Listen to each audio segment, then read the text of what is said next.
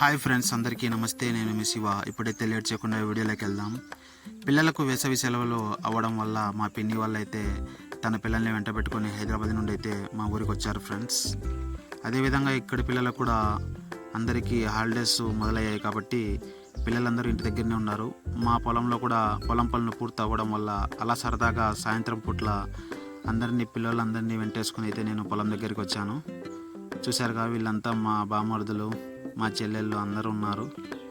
చూశారుగా, ఈమె మా కూతురు ఫ్రెండ్స్, పావని. చూడండి,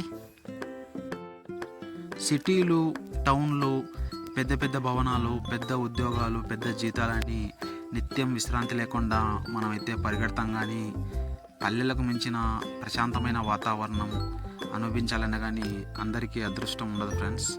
అది పల్లెల్లో పుట్టిన వారికే కొందరికే ఉంటుంది.